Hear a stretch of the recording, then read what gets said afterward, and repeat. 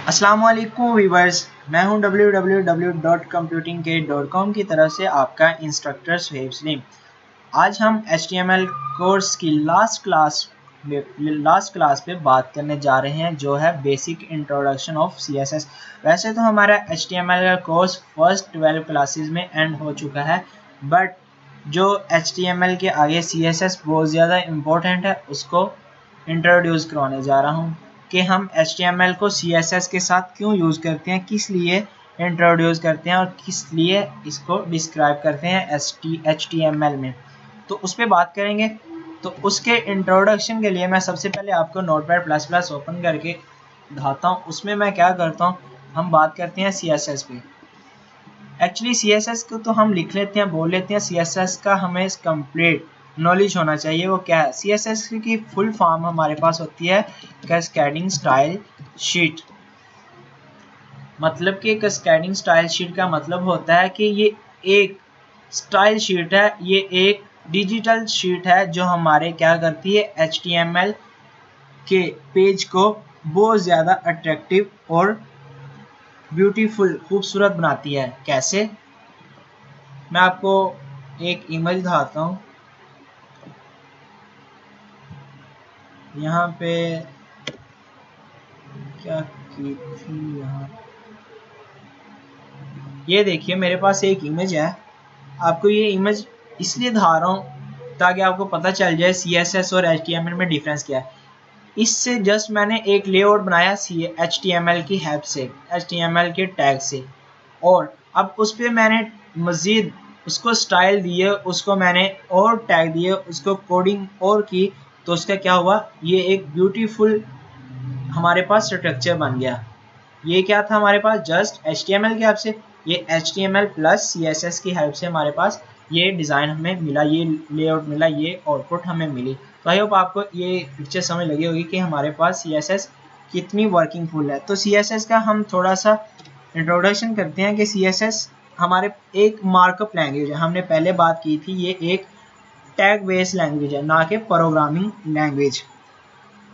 जो हमारे HTML document होते हैं, इसमें हम बहुत ज़्यादा कोडिंग नहीं करते CSS की हेल्प से। हम CSS की हेल्प से बहुत कम कोडिंग करते हैं और हमारे पास जो रिजल्ट मिलता है वो बहुत पावरफुल, बहुत अट्रैक्टिव और बहुत ही ज़बरदस्त फॉर्म में मिलता है।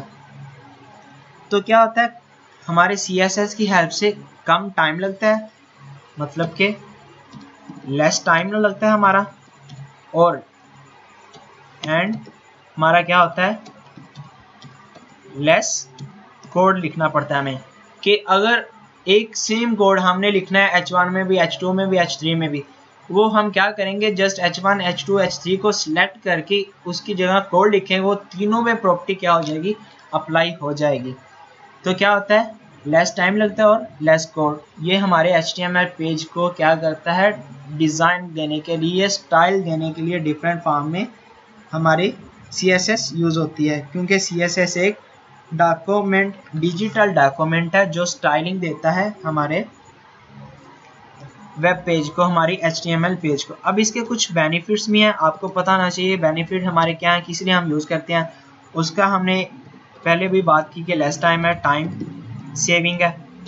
वो क्यों, वो मैंने बताया कि जो आपने कोड रिपीट करना है वो उसको सिलेक्ट करके सबके साथ लिखें तो टाइम सेव हो जाएगा। उसके बाद लेस हमारे पास क्या है, लेस पेज साइज होता है। पेज साइज क्यों, लेस हमारे पास कोडिंग होती है, लेस कोडिंग होगी, लेस बाइट हो जाएंगे, हमारे पेज के बाइट कम हो जाएंगे और पेज का साइज क्या हो जाएगा, कम हो जाएगा, जिसकी वजह से लोड होना बहुत इजीली हो जाएगा। HTML का अगर सिंपल पेज लोड करें वो बहुत ज़्यादा टाइम लेता है, अगर आप CSS का पेज लोड करें वो बहुत जल्दी हो जाता है, क्योंकि उसमें कोडिंग कम यूज़ होती है विद रिस्पेक्ट टू HTML। उसके बाद अगर आप CSS यूज़ करते जाएँ तो आपकी क्या होती है, एक क्रिएटिव लुक होती है with the help of CSS। Creative look कैसे, आप HTML में रहते हुए जस्ट बात करते थे कि मैंने अलाइन करना है इसको लेफ्ट पे, राइट पे, सेंटर पे, बट आप CSS की हेल्प से, मदद से ये भी बता सकते हैं कि मैंने लेफ्ट से किस तरफ कितना लाइन करता है, मतलब कि उसको मार्जिन कितना देना है, 20 पिक्सल देना, 10 पिक्सल देना, आप मतलब कि उसमें पोजीशन का भी बता सकते हैं कितने पिक्सल देना। उसके बाद अफेक्टिव परफॉर्मेंस होती है उसकी, कि यूज़र को आप यूज़र के लिए इफेक्टिव होती है और यूज़र फ्रेंडली होती है परफॉर्मेंस, ठीक है ना। उसके बाद क्या होती है, एक और हमारे पास होती है, ये होती है इजी टू लर्न।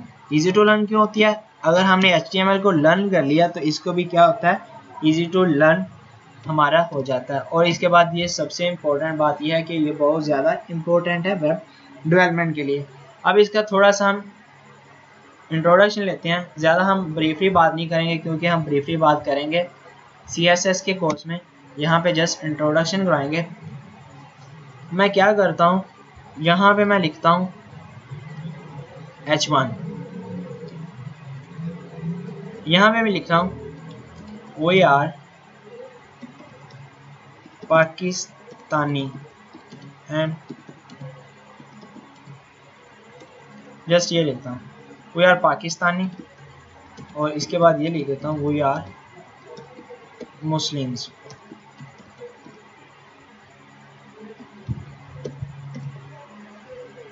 ठीक है, अब इस पे मैंने डिफरेंट स्टाइल लगाने हैं, उसके लिए मेरे पास CSS ने प्रॉपर्टी दी हुई है। अब CSS की टाइप्स कितनी होती हैं, यहाँ पे बात करता हूँ कि CSS की टाइप्स कितनी हैं।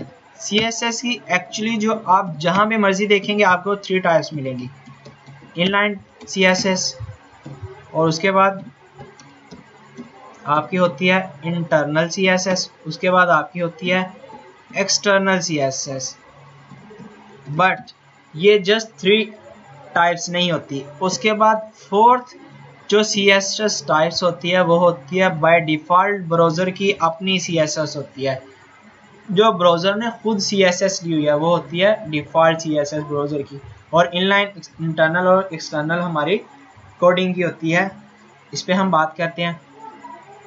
तो इनलाइन CSS की सबसे पहले बात करते हैं। इनलाइन CSS जहाँ पे हम यहाँ पे रहते हुए एट्रीब्यूट के आगे टैग के आगे एट्रीब्यूट लिखते हैं, यहाँ पे हम इनलाइन के इसी लाइन में रहते हुए हम अपने CSS अप्लाई करेंगे। उसके लिए सिंटैक्स है स्टाइल, फिर आपने इक्वल कोलन। अब यहाँ पे आपने सारे एट्रीब्यूट लगाने हैं, एक साथ भी आप लगा सकते हैं और अलग-अलग भी आप कर लेते हैं। मैं एक ही एट्रीब्यूट एक ही तरह के लगाता हूँ, वो आपको इनलाइन भी इंटरनल भी और एक्सटर्नल भी लगा के दिखाऊंगा। मैं क्या करता हूँ, कलर। अब इसका सिंटैक्स क्यों कुछ यूँ हो गया, अगर मैं सिंपल CSS की बात करता तो उसके लिए लिखता था कलर और फिर इज इक्वल टू कोलन में लिखता था रेड। अब इसके लिए कलर आगे मैं कर रहा हूँ कोलन, इसको लिखता था is equal to double quotation में लिखता था। अब इसके लिए जस्ट कोलन में लिख रहा हूँ, कलर मैं कर देता हूँ नेवी। फिर अब मैंने नेक्स्ट एट्रीब्यूट लगाना होता था अगर, तो उसके लिए क्या करता था, स्पेस दे के उसके लिए नेक्स्ट डबल कोटेशन लगाता था, नेक्स्ट इज इक्वल टू लगाता था। बट यहाँ पे ये नहीं है, यहाँ पे मैं नेक्स्ट लगाने के लिए सेमीकोलन लिखूंगा, यहाँ पे नेक्स्ट बता दूंगा, ठीक है ना। मैं यहाँ पे बता दूंगा कि मार्जिन मेरा कितना हो, इज इक्वल टू मैं कर देता हूँ मेरा मार्जिन 25 पिक्सल हो, ठीक है ना। अब जब मैं यहाँ पे एंड कर रहा हूँ, मैं और कोई एट्रीब्यूट नहीं यूज़ कर रहा, यहाँ पे मैं सेमीकोलन नहीं लगाऊंगा, यहाँ पे जस्ट सिंपल छोड़ दूंगा। मैं सेव करता हूँ ब्राउज़र में, इसको अपलोड नहीं किया अभी तक, लोड करता हूँ ब्राउज़र में, तो आपको ये क्या हो गया, रिजल्ट मिल गया। मैंने अभी तक मार्जिन 25 रखा, मैं मार्जिन अगर कर देता हूँ 10, तो रिफ्रेश करता हूँ तो मुझे क्या होगा, चारों तरफ से मार्जिन कितना मिल जाएगा। मैं एक दफ़ा ये ख़त्म करता हूँ, सेव करता हूँ, ब्राउज़र में आगे रिफ्रेश करता हूँ, मैंने मार्जिन कितना किया, एक दफ़ा 20% पिक्सल कर देता हूँ, रिफ्रेश करूँगा, मुझे यहाँ से भी क्या होगा, ऊपर से भी 20 पिक्सल मार्जिन मिल जाएगा। और यहाँ पे अगर मैं चाहता हूँ मुझे मिले मार्जिन लेफ्ट साइड की तरफ से मुझे मार्जिन जस्ट 20 पिक्सल मिले, तो उसके लिए क्या होगा कि जस्ट 20 पिक्सल मुझे लेफ्ट साइड की तरफ से मिलेगा, ठीक है ना। आपको समझ लग रही होगी आई होप। उसके बाद मैं क्या कर सकता हूँ, इसको टेक्स्ट डेकोरेशन भी कर सकता हूँ। अब टेक्स्ट डेकोरेशन कैसे करनी है मैंने, कि इसको मैंने क्या करना है, मैं क्या करता हूँ, इसको मैं करता हूँ अंडरलाइन कर दो मेरी टेक्स्ट डेकोरेशन ये हो। रिफ्रेश करता हूँ, अंडरलाइन क्यों नहीं हुई मेरी, क्योंकि यहाँ पे मैंने क्लोज नहीं किया था। रिफ्रेश करूँगा तो ये क्या होगा, मुझे मार्जिन मिल गया, मुझे इसका कलर मिल गया नेवी। जूम करके दिखा देता हूँ, कलर आप देख लीजिए, इसका कलर क्या है, नेवी है, और इसके लिए नीचे क्या होगी, अंडरलाइन। अब मैं क्या करता हूँ, ये इनलाइन पे बात कर ली, अब मैं बात करता हूँ इंटरनल CSS पे, इसलिए मैं इसको कट कर लेता हूँ।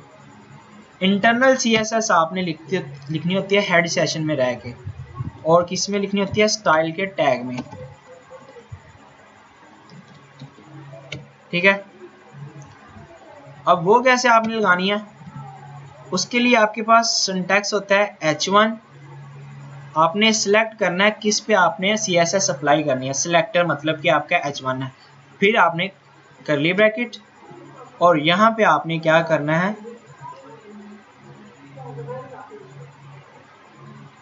कलर नेवी, मार्जिन, नेक्स्ट,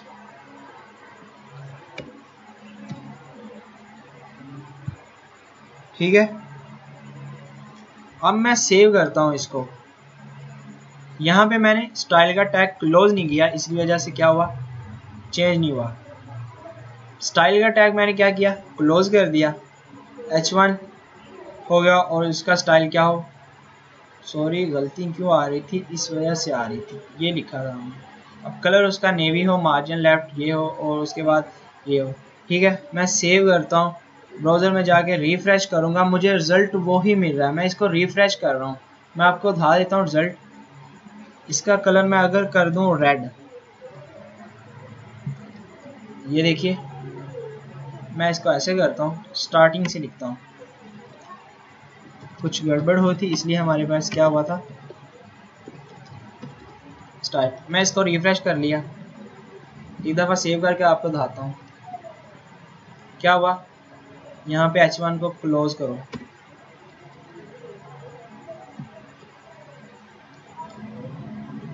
क्या हुआ, ओह शिट,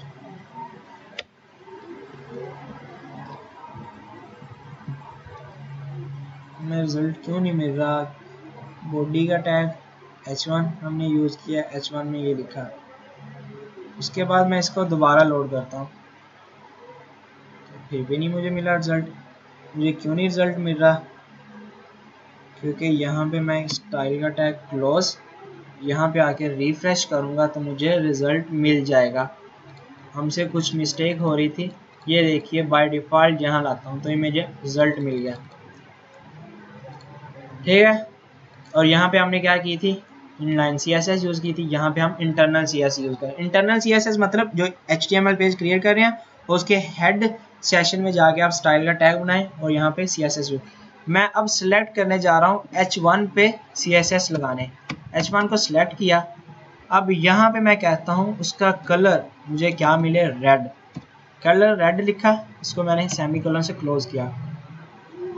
फिर मैं कहता हूँ उसकी जो टेक्स्ट डेकोरेशन है, मैं कहता हूँ ऐसे करता हूँ, टेक्स्ट,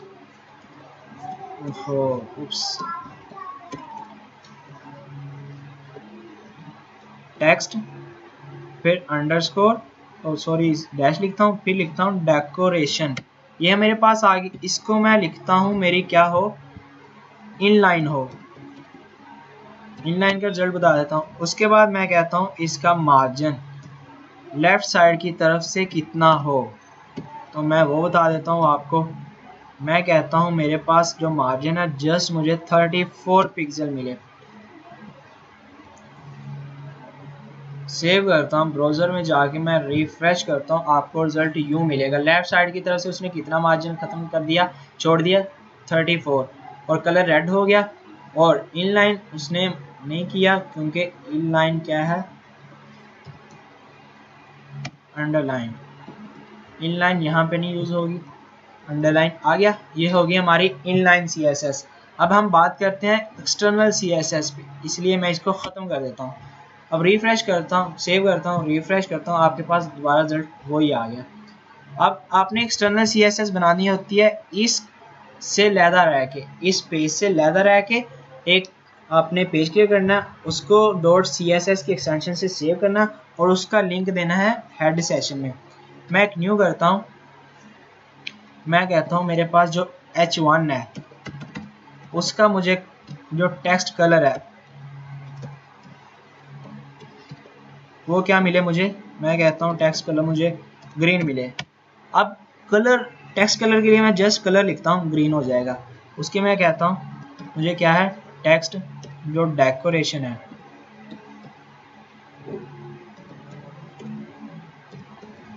मैं इसको पहले सेव कराता हूँ, उसी डायरेक्टरी में मैं सेव करवाता हूँ।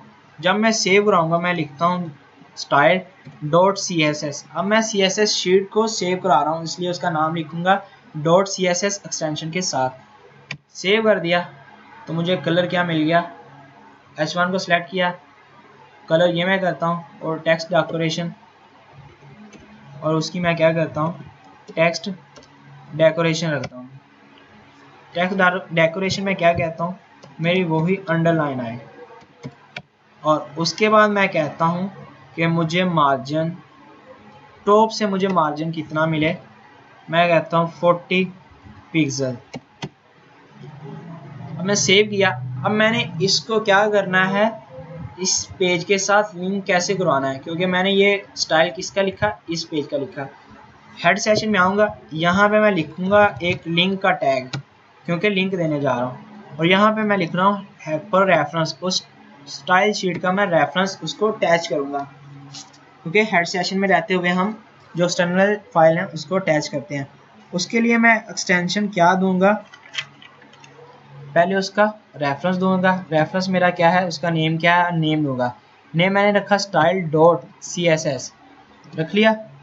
उसके बाद मैंने रिलेशन देना rel, रिलेशन मेरा कौन सा है, स्टाइल शीट के, वो मेरी कौन सी शीट है, स्टाइल शीट, उसके साथ रिलेशन बना दो। फिर मैंने इसकी टाइप लिखनी है, मेरी टाइप कौन सी है, टेक्स्ट / और फिर मेरी CSS। अब मैं सेव करता हूँ, अब जाके रिफ्रेश करूँगा, रिजल्ट कुछ यूँ मिलेगा। अब उसने लेफ्ट से नहीं मार्जिन लिया, मैंने टॉप का दिया, तो टॉप से कितना मिला 40, और उसका कलर क्या मुझे मिल गया, मैंने CSS में क्या कलर दिया, ग्रीन, तो कलर क्या मिल गया, ग्रीन। और मार्जिन से कितना मिला मुझे, मार्जिन टॉप से 40 मिला। अब अगर मैं मार्जिन जस्ट यहाँ पे लेफ्ट कर दूँ, सेव करता हूँ, ब्राउज़र में जाके रिफ्रेश करूँगा तो वो क्या होगा, लेफ़्ट से मुझे मार्जिन मिल जाएगा। तो आई होप आपको CSS की समझ लगी होगी। बस इतना से हमने इंट्रोडक्शन करना था कि ये 3 टाइप की होती हैं, इंटरनल, एक्सटर्नल और इनलाइन CSS। तो अब हमारा HTML का कोर्स ख़त्म होने को जा रहा है, तो इस वजह से मैं क्या कहता हूँ आपको, खुदा हाफिज़, टाटा, बाय बाय।